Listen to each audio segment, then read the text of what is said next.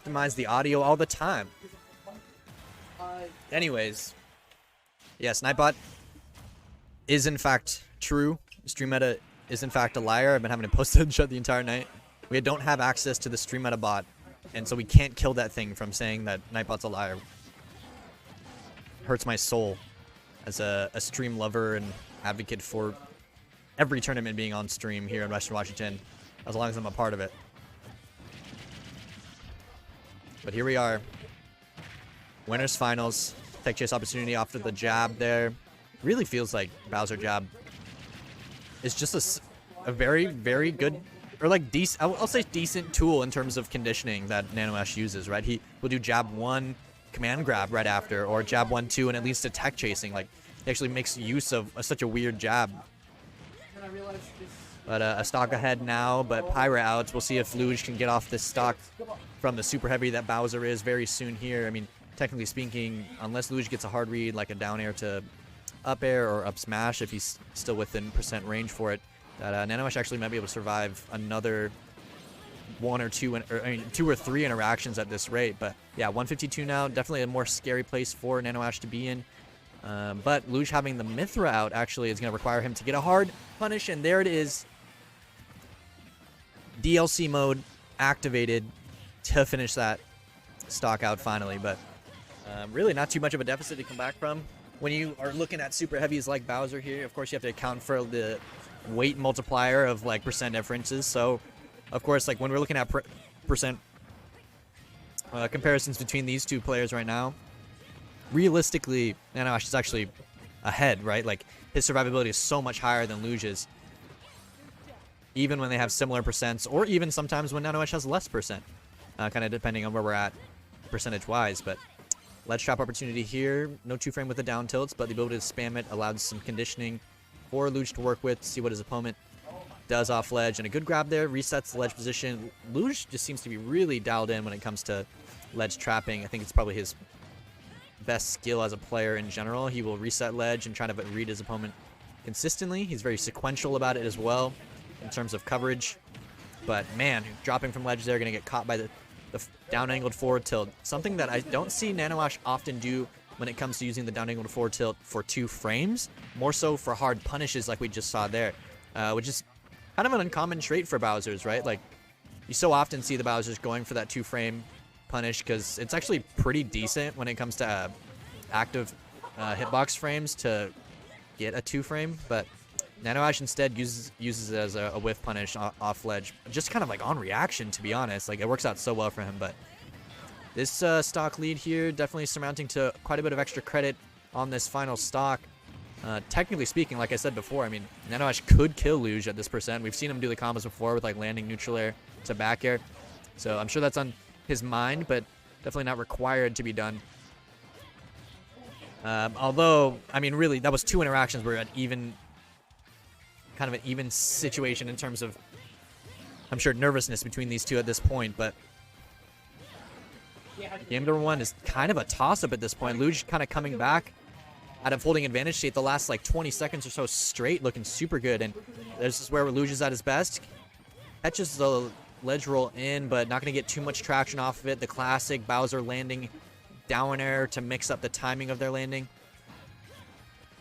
And we'll see if somebody can seal this out pretty soon here. I mean, man, Nanoash kind of has an opportunity now to run away with advantage state. How will Looj land? And he does not land. Forward air will catch him, and that will be game 1 for Nanoash. Wow. So, I mean, ultimately a very close game 1 there. Okay.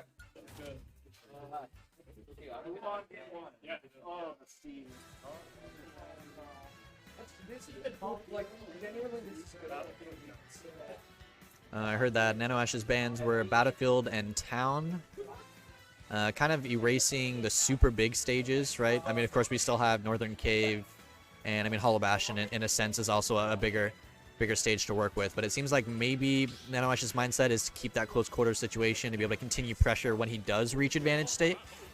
Well, at the same time, I mean, technically, it could work against him with how well Looj's advantage state has been with Mythra overall.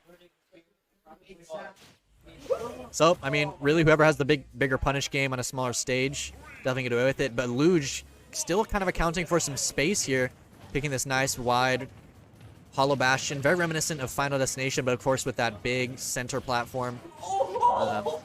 Often so good, so good for projectile spam characters to be able to hold center stage onto that center platform. But of course these two don't have much to work with when it comes to stage control change with that center platform. Really, it's kind of just this open space for ledge trapping for both of them. And I mean, as we saw last game, they both execution-wise were looking really good in terms of ledge trapping.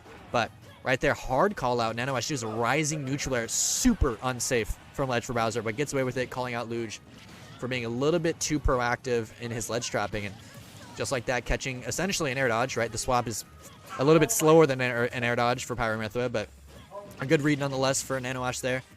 And you're going to start working on getting more percent for this second stock now. But like we saw before, I mean, if Looj can manage to kind of just trade back and forth advantage states, he definitely can stay within grasp of contending with the top seed Nanoash here. Needless to say, though, I mean, I don't know if anyone else has checked seeding or whatnot, but Looj comes in tonight with the 3rd seed position. Oh, that was a really good wait from Looj there, but not going to get the punish. Obviously, the best option for Nanoash when he got down there was to jump away. If he had air dodged or anything, Looj was ready for it, and still going to manage to get that second stock off, but definitely a bit more percent here to work with. And oh, doesn't snap to ledge. I don't know if Mythra makes it back from those. Yeah, again, catching a ledge drop. That may be a habit that Nanoash has picked up from Looj now. But yes, Duclo, this is currently pub Wi-Fi. I also have been putting like huge noise suppression things on it as well. But yeah, hype, right? I'm pretty stoked about it. We definitely can get away with streaming across the pub from now on. At least while I'm here. Well, at least while I'm running this. But a stock ahead, Nanoash obviously showing us that he's saying, hey, oh my gosh. Out of disadvantage, the up air taking it. I was going to say, Nanoash showing Looj that he doesn't need to approach. And ends up getting Looj overextending there and being able to punish him with that up air. I mean, coming from below like that to punish with an up air, that was pretty gnarly.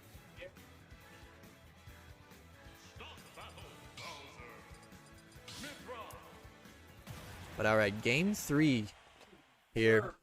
Definitely, we've seen some good moments of inspiration from Looj in terms of advantage state, but second game there, Nanoash was looking so good. Definitely just got the harder callouts on Looj and caught so much traction with it. Alright, 0 to 53 off of the rising neutral air. I think like 4 hits of that does something absurd like 26% or whatnot. Might be close to that. I don't think that's accurate, but so 1 neutral air, as long as the 4 hits like hit you, is just insane damage from Bowser. And so I've been liking seeing that Nanoash is going for that off of the up throw instead of the standard like forward air or up air call.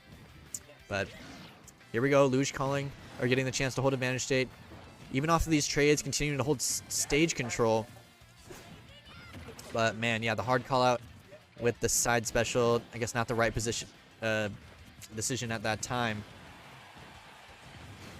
But ooh, catching Nanoash's landing there with the forward air. I mean, Nanoash just not respecting Looj's pressure, not pressing any buttons, expecting to get to ledge for free. And good call out there from Looj. Now we're going to see if he can run away with a bit of advantage in terms of percent while still being able to hold on. Oh! The stock lead. And yeah, Ash definitely trying to get this stock back to even things up as soon as possible. But here we are, once again, Looj in the corner. And Nanoash, execution-wise, catching him once again. Alright, forward air. Has to use the double jump, but this time air dodging in, not a neutral air dodge, which Nanoash was prepared for it, as we saw in the last game. And alright, with a little bit of a percent lead, Looj is definitely looking a lot better than we saw last game. And already has Nanoash on the ledge, so I mean, if you can get a little bit more traction here, definitely a good place to hold on to both percentage and stock advantage. But yeah, catching Nanoash just being a little bit too aggressive from ledge here. The ledge roll is pretty interesting from Nanoash, and yeah, jab's gonna work out for Looj there to keep Nanoash out and away. Being able to continue these ledge traps has just been looking so good. I mean, that's, I think, 3 in a row at this point for Looj, but now we're back to kind of these footsie neutral. Both players kind of playing around the center stage. Of course, as people most often regard it, the Pokemon, the ball itself in the center of the stage, just like try to hold on to that stage control. And that's so you can pressure your opponent to feel like they're being threatened into the corner, right? And it's kind of where we see that dashing range, just especially a good example there from Nanoash. He was holding the Pokemon ball in terms of control, but for some reason dashed back to the corner, and now Looj is holding this kind of pressure state now, but definitely could see Nanoash losing a stock soon. But wow, off the neutral air gets the command grab. That's a quick 60% now. Almost catches the landing with the down air. Obviously overextended just a little bit, trying to continue that momentum and hard call out sequence there, but Looj showing, hey, if you overextend, I'm ready to get it. And what better character to do that with than Pyra with those freaking hard hits, right? But here we are once again. Looj just being able to play in the advantage state stock-wise, but man, just runs into that up smash, and that's definitely the call-out Nanoash needed in order to continue the opportunity to make this a 3-0 win for Nanoash. And I'm sure Looj is getting a little bit nervous now because off of that one interaction, we're back at even percent, especially off the Fire Breath. Good roll away, though, after the landing neutral air. I'm sure, or I want to say that up B out of shield for Nanoash might have worked, but went for the command grab out of shield and was just a little bit too slow to punish Looj. But yeah, just kind of onslaught of jabs, trying to keep Looj in the corner now. And this slow but sure progression of percent is the demise of Looj, and that's going to be a 3-0 for Nanoash, calling out the landing there from Looj air dodging through. And of course, with Mythra on deck, your stock's going to get taken quite a bit sooner because of how light of a character she is. So unfortunate time to be swapped to Mythra, losing a stock pretty early, to be honest, and caught holding in, obviously, from trying to get out of the corner. So as Nanoash up tilted, sent Looj straight up and towards the center of the ceiling, as Looj was holding towards the center of the ceiling. So that might have been an attribute as to why that stock got taken pretty early as well there.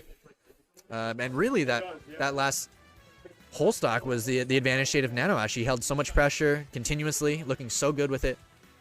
And definitely a good testament as to why that was a 3-0 over Looj. But we do have a little bit of downtime here as we wait for an off-stream set to finish out between Lumekos and Aloha.